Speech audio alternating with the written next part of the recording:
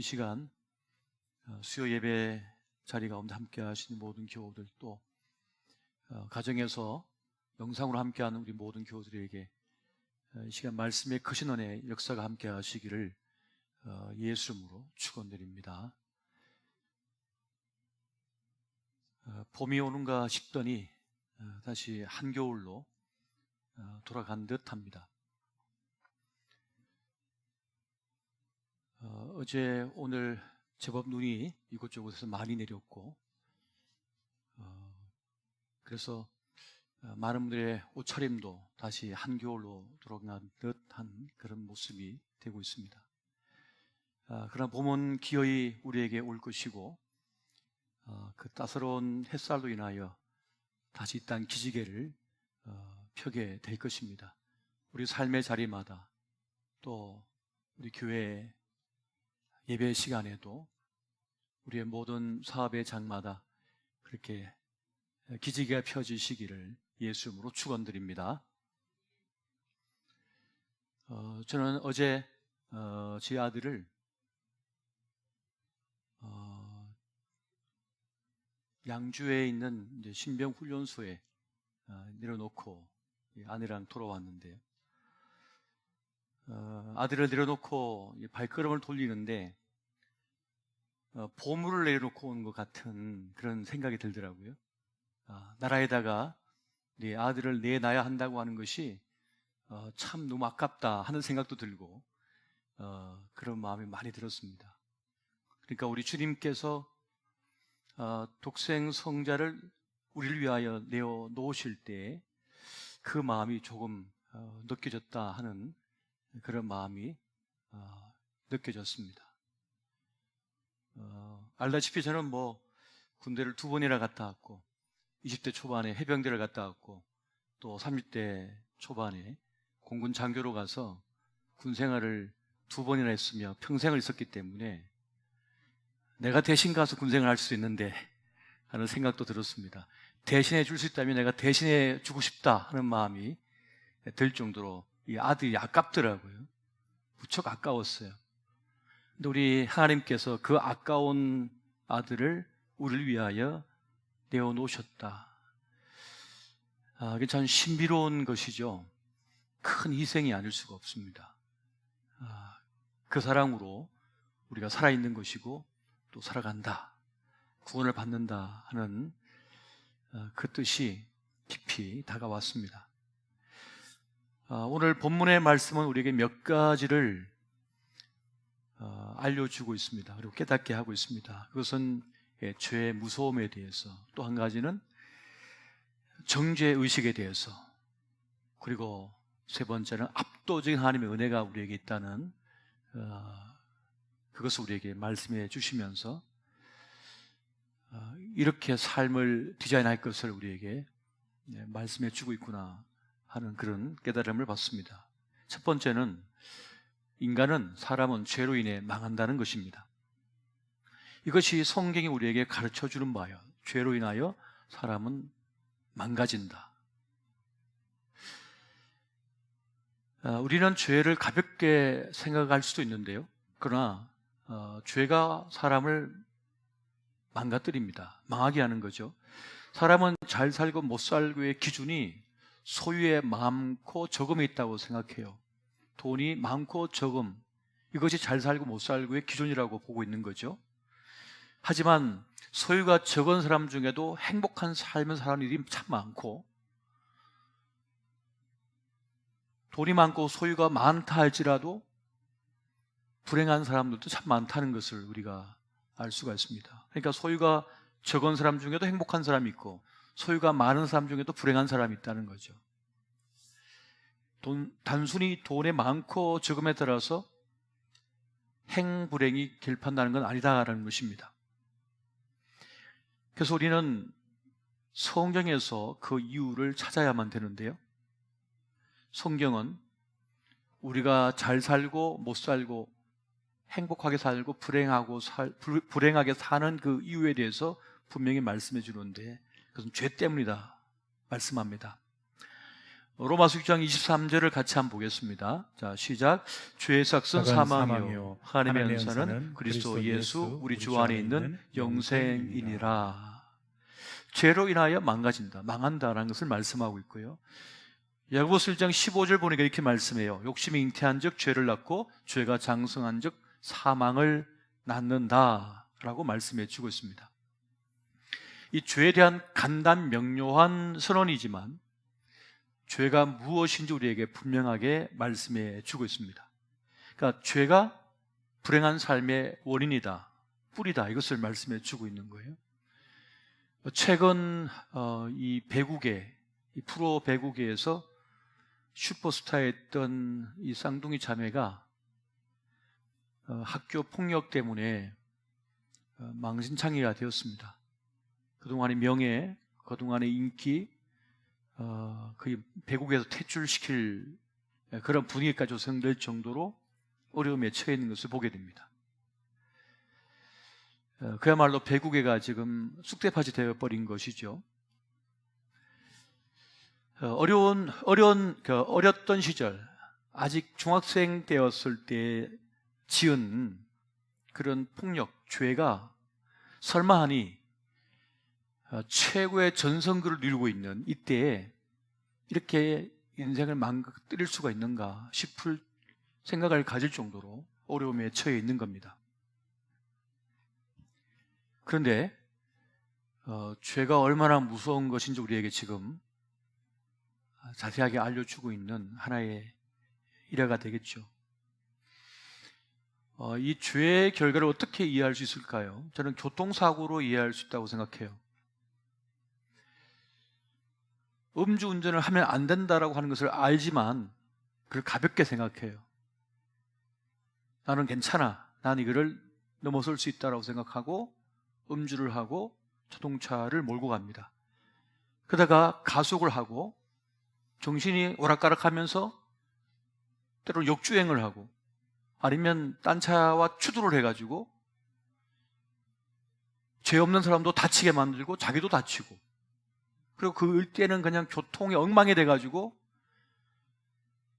위급한 환자를 태우고 가는 앰뷸런스도 제때 못 가가지고 그 환자가 위기에 처할 수도 있고, 아무 영문도 모른 채 차가 굴러서 다친 사람도 생기고, 이처럼 죄라고 하는 것은 자기도 다치고 또 누군가를 다치게 만들고 불편하게 만들며 아프게 하는 그런 결과를 초래한다는 것입니다. 그러니까 죄라고 하는 것이 얼마나 무서운 것인지, 또 그것이 얼마나 사람을 망치는 것인지를 잘 보여주고 있는 것이죠. 그래서 성경은 우리에게 죄는 결국에는 사람을 망하게 한다, 사망케 한다라고 말씀해 주고 있는 겁니다. 우리가 그걸 덮으면서 이건 죄가 아니라고 얘기하자, 우리 서로 죄가 아닌 걸로 약속하자 하고 덮어버렸어요.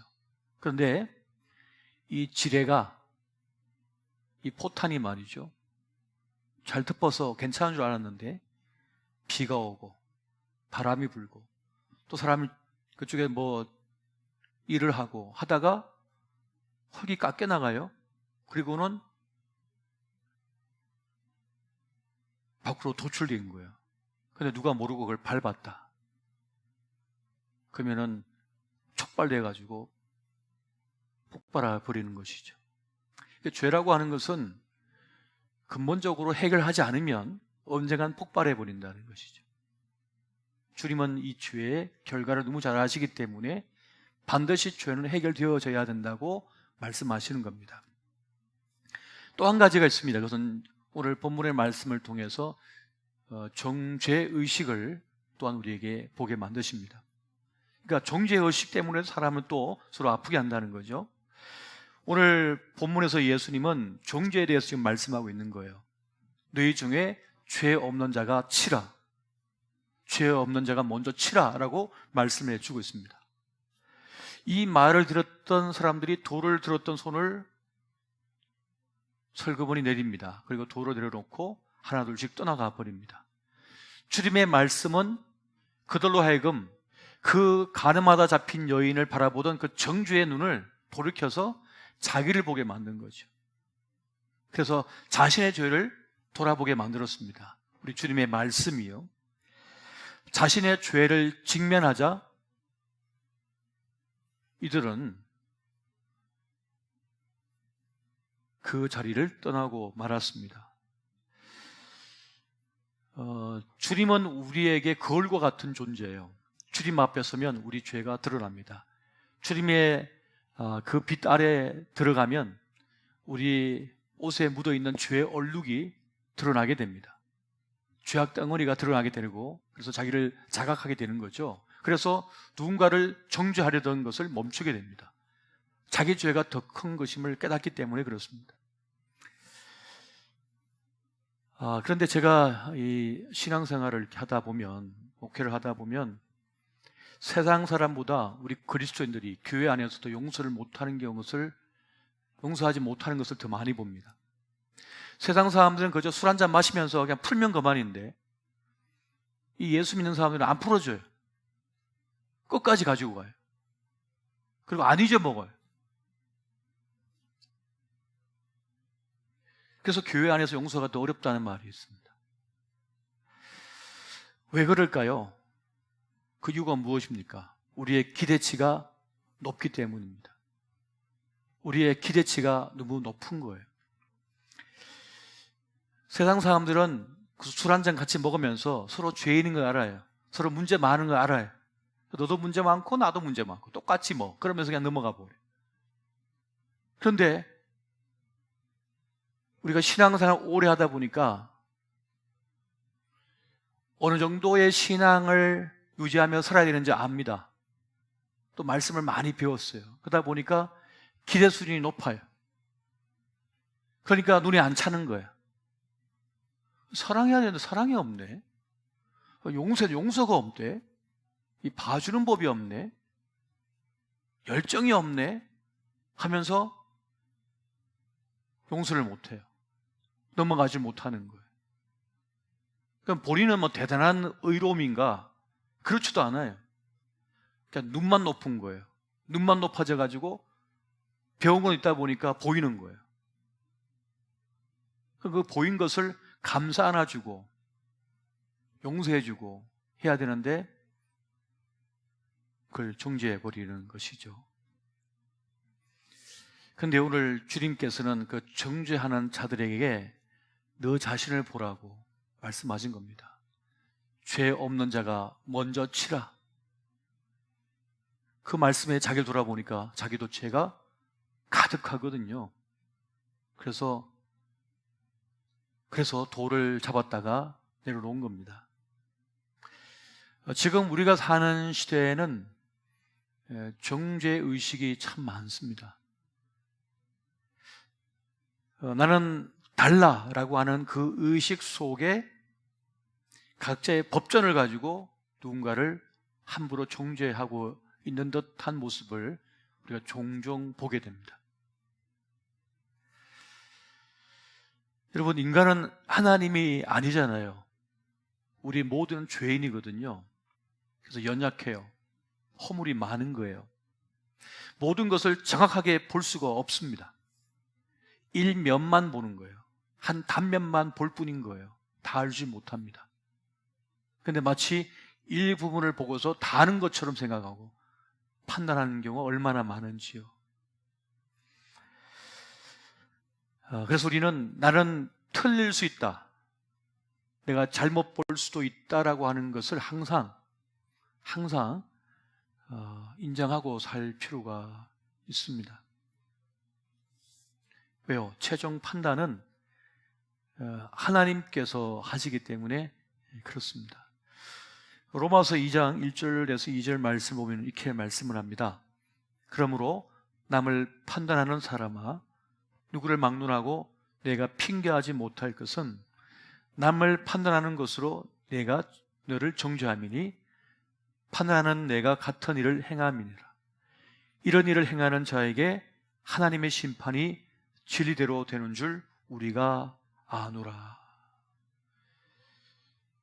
하나님의 심판만이 온전하고 그 진리대로 모든 것이 흘러가고 되어진다는 것을 말씀해 주고 있는 것입니다. 그러므로 함부로 누군가를 정죄하거나 판단하지 마라. 그 판단으로 내가 너를 판단할 것이다 라고 말씀해 주고 있는 겁니다. 우리가 이것밖에 안 돼 그랬는데 주님께서 이것밖에 안 된다고 말하는 너의 그 판단 기준대로 너를 판단할 것이다 이렇게 말씀하는 거죠. 왜 사랑이 없어? 할 때 주님께서 그럼 네가 말하는 그 사랑의 크기만큼 너도 사랑이 있냐라고 우리를 판단하신다는 거예요. 너가 만든 그 기준대로 내가 그 틀을 가지고 와서 너에게 왁구대로 한번 내가 맞춰보겠다 이렇게 말씀을 하시는 거죠. 그래서 우리가 오늘 이 본문에서 이 가늠하다가 잡힌 여인을 사람들이 돌로 치려고 하는 그 상황, 그 스토리 상황 속에서 우리가 배울 수 있는 주님의 성품은 무엇이냐? 그것은 긍휼히 여김과 불쌍히 여김이라고 하는 것입니다. 에베소서 4장 32절 말씀인데요, 우리 같이 한번 보겠습니다. 자, 시작. 서로 친절하게 하며 불쌍히 여기며 서로 용서하기를 하나님이 그리스도 안에서 너희를 용서하신 것 같이 하라. 서로 친절하게 여기며 불쌍히 여겨라. 용서해 주라. 내가 너희를 용서해 준 것처럼. 우리의 연약함, 우리의 부족함을 우린 잘 알고 있습니다. 그래서 우리가 누군가를 대할 때 조심스러울 수밖에 없지요. 프랑스 철학자인 시몬 르 베유라고 하는 분이 이런 말씀이었어요. 우리가 사랑 가운데서 서로를 대하는 태도는 머뭇거립니다. 머뭇거립니다. 무슨 말인가 하면 누군가에게 함부로 말할 수 없고 판단할 수 없고 결론 내릴 수 없기 때문에 머뭇거린다는 거예요. 조심스럽다는 거예요. 함부로 말할 수 없다는 거예요.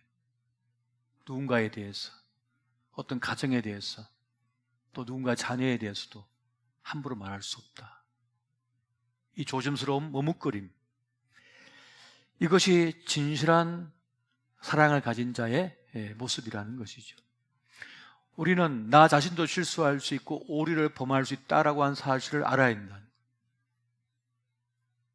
그걸 알아야 됩니다. 그래서 자신의 부족함, 연약함을 아는 이들은, 또 주님의 마음을 본받은 이들은 함부로 단정적으로 말하지 않죠. 여지를 남겨둡니다. 그렇게 부족한 우리들, 죄 많은 우리들, 어떻게 살 수 있느냐? 하나님께서 주시는 압도적인 은혜로 우리는 살아갈 수가 있습니다. 그 압도적인 은혜로 우리가 살 수가 있는 거예요. 예수님께서 그 여인에게 말씀합니다. 나도 너를 정죄하지 않으니 너는 다시 죄를 짓지 마라 하면서 가게 합니다. 우리는 가끔씩 나에게 주어진 자유의지를 남용할 때가 많죠. 나에게 주어진 자유로운 선택, 결정, 이 자유의지를 남용하는 경우가 참 많습니다. 그래서 엉뚱한 자리에 서 있을 수도 있고 경계를 넘어설 때도 참 많아요. 그래서 내 인생을 낭비하고 내 인생의 텃밭을 망가뜨릴 때가 참 많습니다. 그런데 이것이 회복이 안 돼요. 고쳐지지가 않은 거예요. 어긋나 버렸는데 이걸 해결할 길이 없어요. 어떻게 해야 됩니까? 그때 하나님의 압도적인 은혜로서만 회복이 될 수 있고 살아낼 수가 있게 되어지는 것입니다. 주님의 이 압도적인 은혜, 폭포수 같은 은혜가 없이는 정죄의식에 빠진 것은 나올 수가 없고요, 자기 죄에서, 죄의 길에서 벗어날 길이 없는 겁니다. 이 여인은 돌에 맞아 죽어야 했는 거거든요. 그 정죄의식 때문에, 사람들의 정죄함 때문에, 그의 죄와 정죄함 때문에 끝나야 되는 거예요. 회복될 길이 없어요. 그런데 주님께서 개입하셔서 압도적인 은혜로서 그 자리에서 여인을 살려준 겁니다. 그것처럼 내 죄로 인하여 또 세상의 종교의식 때문에 부서지고 어그러지고 끝난 것 같은 그런 상황 속에서 하나님의 개입하심, 압도적인 은혜가 네 삶을 새롭게 바꾸어 가신다는 거예요. 살려내신다는 것이죠. 우리 아브라함, 요수아, 헷셀이 그런 말을 했어요. 사람은 공간을 초월하고 시간은 사람을 초월한다.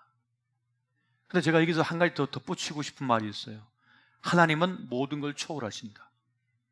여러분, 사람은요, 끝없이 공간을 정복하며 삽니다. 어떤 공간을 정복하며 자기 삶을 확장해 나가요. 그런데 시간만큼은 정복할 수가 없습니다. 우리가 물리적 공간을 정복하지만 그 정복하는 데에는 내 시간을 대가로 지불해야 됩니다. 내가 한 1000평 땅을 사겠어. 내가 50평대 아파트 하나 사겠어. 단독 건물 하나 사겠어. 라고 하면 그 공간을 확보하기 위하여 애를 쓰고 수고를 하죠. 그럼 뭘 바칩니까? 시간을 대가로 지불하는 거예요. 유산 많은 사람은 단박에 하겠지만 그렇지 않은 경우는 오랜 세월이 흐르죠. 서울에 집 한 채 살려면 한 30년 해야 된다면 평범하게 하는 사람은요, 일을 해야 된다면서요. 시간을 대가로 지불하는 거예요. 그래서 시간은 우리 인생에서 우리 인생의 실질적 가치를 평가하는 가장 중요한 열쇠라고 합니다. 시간요. 내 영혼을 쓰고 내 마음을 쓰고 내 육체를 많이 쓰면, 갈아 넣었으면 어떻게 됩니까? 남은 시간이 줄어드는 거예요. 또 많이 혹사시켜서 에너지를 써버려가지고. 저도 말씀드렸죠. 사람 만나는 것이 가장 많은 에너지를 소비하는 거라고. 내 생의 에너지를 소비하는 거라고. 그렇게 볼 때는 간호사, 의사, 상담사, 사람 만나서 뭐 하시는 분들, 그거 절대 공짜 아닙니다. 어마어마한 에너지를, 자기 생명의 에너지를 쏟아버리고 갈아먹고 있는 거예요.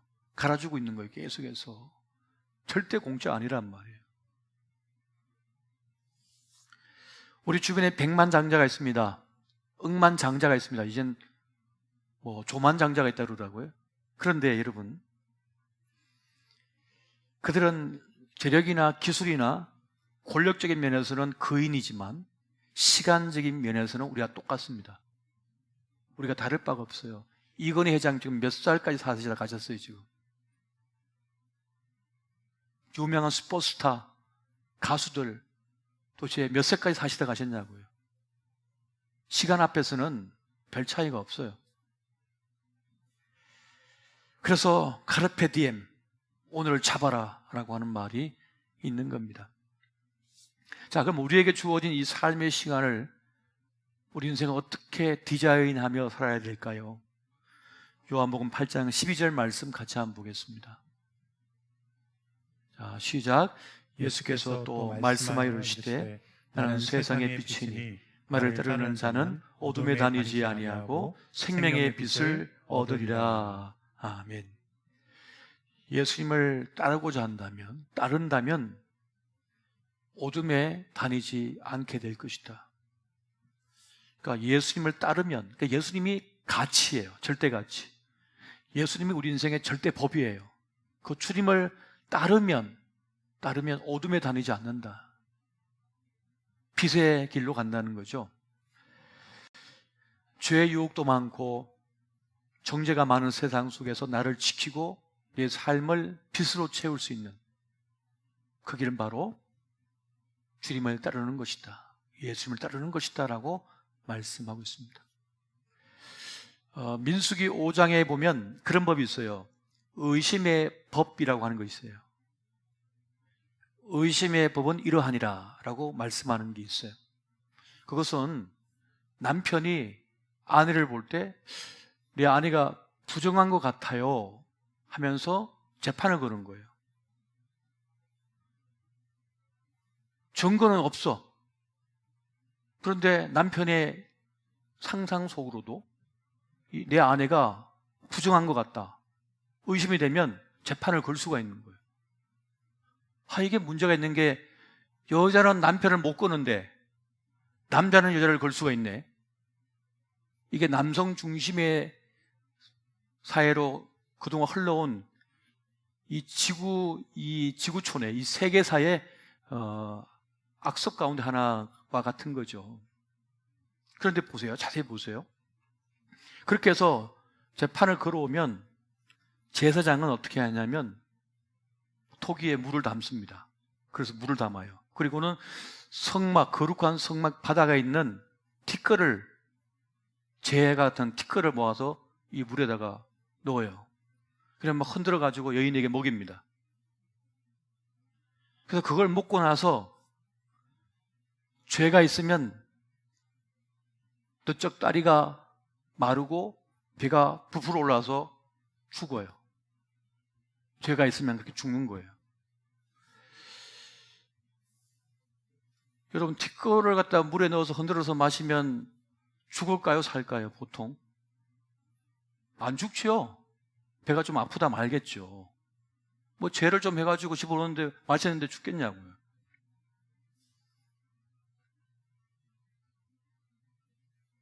근데 반대로 여러분, 죄가 없으면 독을 지금 탔는데 마시면 안 죽는다 그러면,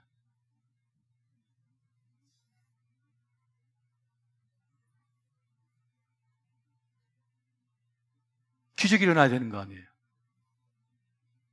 독을 탔는데 죄가 없으면 이걸 마셔도 안 죽는데, 그러면 하나님의 기적이 있어야 되잖아요. 살려낼 수 있는 거잖아요. 그런데 그래서 티끌을 넣어가지고 물에다가 티끌 넣어가지고 마신 거 하고 어떤 차이가 있어요? 엄청난 차이가 있죠. 엄청난 차이가 있는 거예요. 하나님께서 법을 디자인하실 때 사람을 살리는 쪽으로 했다는 것을 여기서 알 수가 있는 겁니다.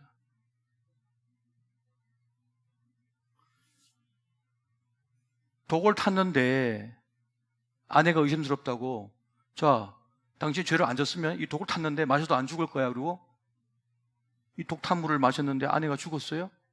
그러면 이 아내가 죄 때문에 죽은 겁니까? 독 때문에 죽은 겁니까? 남편 입장에는 좋겠네요.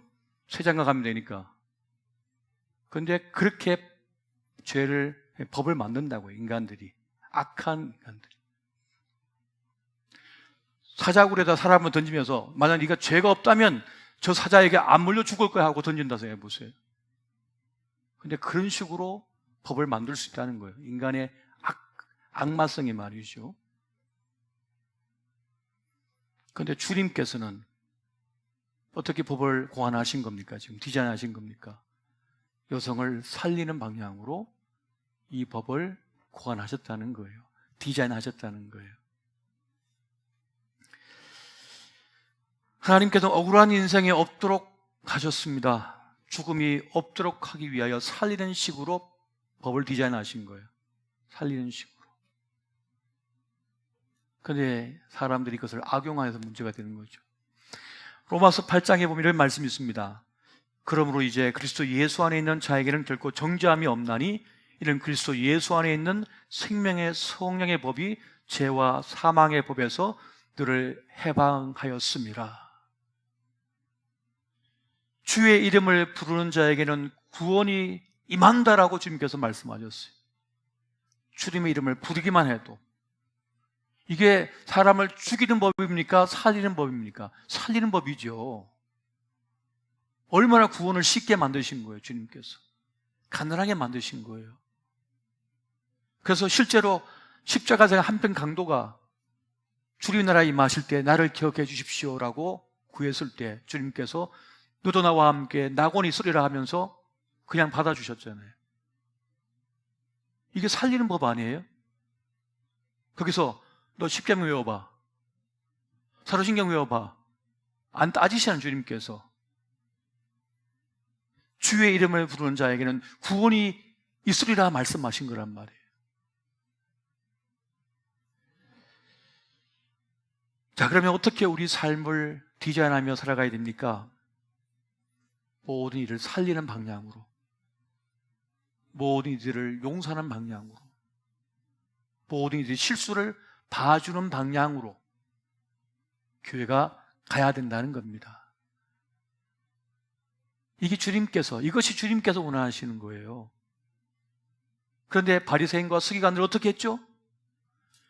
끊임없이 삭개와 같은 세리는 절대로 용서받지 못하고 구원받지 못할 인간으로 계속 정죄해버리는 거잖아요. 계속 정죄해버려.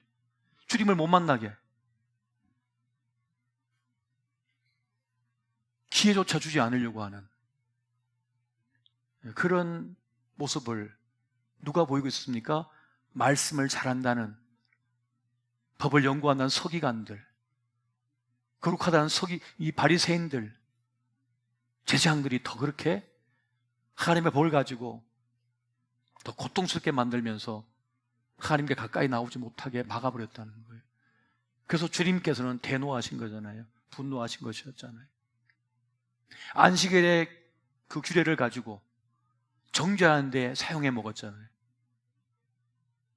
안식일의 주인은 주님이시고 안식일은 사람을 살리는 법인데 도리어 정죄하는 법으로 사용했다는 겁니다. 그러므로 우리의 삶을 어떻게 디자인해야 됩니까? 함께 살 수 있도록, 용서받을 수 있도록 기회를 준 그런 방향으로 가야 합니다. 저는 요즘 정치나 경제나 여러 부분들이 있는데요.